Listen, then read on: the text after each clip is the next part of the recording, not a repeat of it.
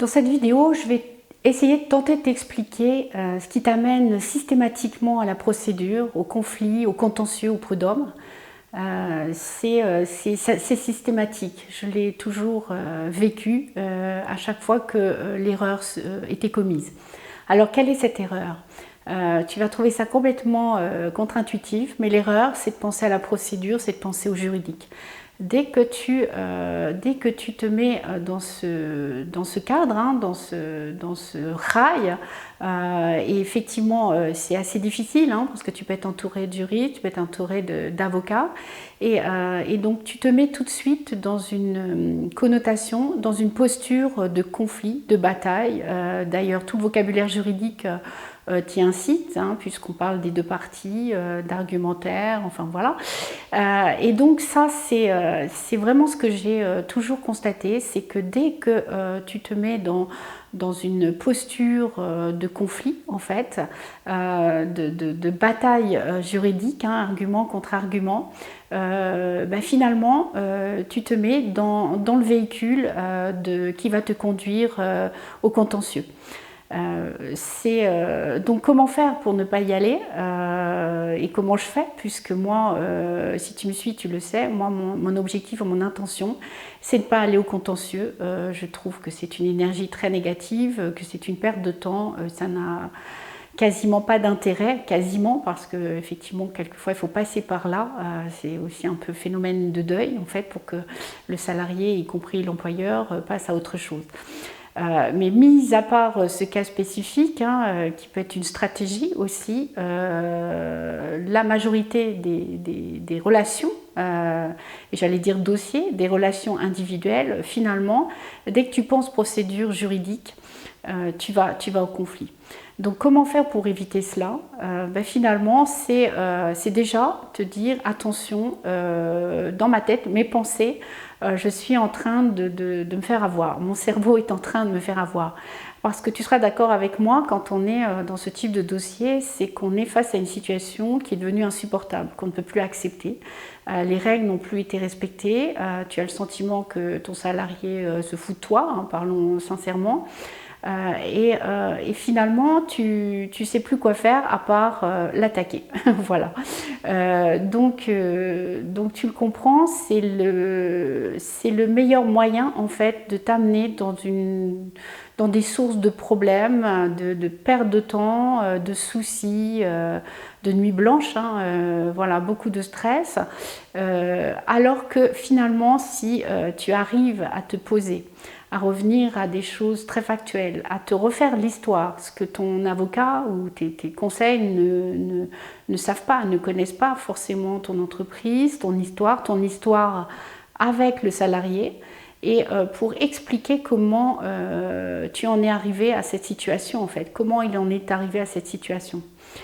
Ensuite, c'est vrai que de respecter finalement la procédure, donc ça peut te paraître contradictoire parce que finalement tu as besoin de t'insérer dans un décor, mais là mon propos est de t'inviter à réfléchir sur ton jeu de rôle, sur ton rôle, sur ce que tu es en train de jouer et ce qui est en train de se jouer.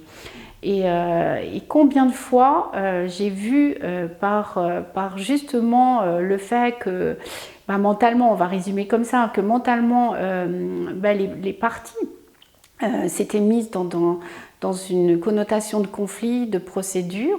Finalement, tout le discours, tout le comportement était orienté, était téléguidé par cet objectif, parce que c'est presque inconscient. Mais finalement, si tu te mets dans un contexte juridique, procédural, tu obtiens ce que tu cherches, c'est-à-dire un conflit et un contentieux. Je le dis en souriant parce que justement, moi, j'ai passé mon temps, en fait, à ne pas aller au prud'homme, en fait.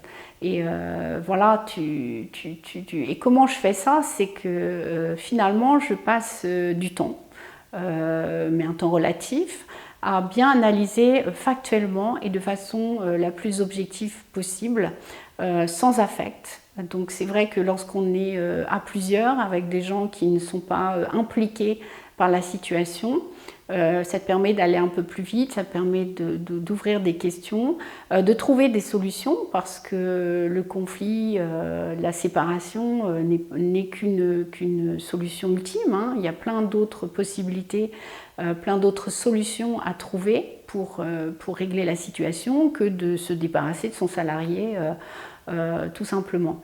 Donc, j'ai envie de dire, si tu en es arrivé là, c'est parce que justement, tu n'as pas réussi à mettre cet état d'esprit, cette méthode, voilà, méthodologie de réflexion pour ajuster la situation, les événements en fonction de ce qui se passait.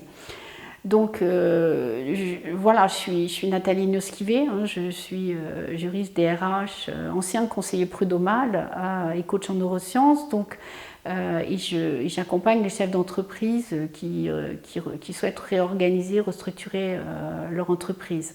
Donc j'ai à traiter en fait ces situations au quotidien. Et heureusement, je ne passe pas mon temps et mes minutes à aller au contentieux et à ne traiter que des dossiers prud'homaux. Justement, c'est toute cette expérience qui m'a finalement conduit à avoir cette méthodologie de recul. Finalement, les deux choses sur lesquelles tu peux t'appuyer, c'est toute ta perception de la situation, de l'histoire, toutes tes facultés d'analyse, tout en sachant que c'est ton propre filtre, d'écouter le salarié et les managers, parce que leur propre filtre est également intéressant. Et on le sait, on ne va pas se cacher, on ne va pas se mentir, hein. Il n'y a jamais un dossier complètement noir et complètement blanc. On a souvent aussi des choses à se reprocher, si on peut utiliser ce mot-là, et à corriger. Donc ça peut être aussi l'intérêt de ce type de dossier, finalement d'être dans l'amélioration continue. Donc si ce type de réflexion, ce type d'accompagnement en fait, de réfléchir dans une intention de régler les problèmes, d'améliorer les situations, t'intéresse, n'hésite pas à t'inscrire sur ma newsletter, hein, les liens vont s'inscrire juste en dessous de la vidéo. Moi je partage ces vécus quotidiens dans des articles. Et si tu es dans situation d'urgence, n'hésite pas à me contacter. Je pourrais te donner quelques pistes de plans d'action pour éviter d'aller à un prud'homme et éviter de te mettre dans ce train en fait de procédures qui va te prendre énormément de temps, te coûter beaucoup d'argent et finalement pour moi n'est pas une source de positivité.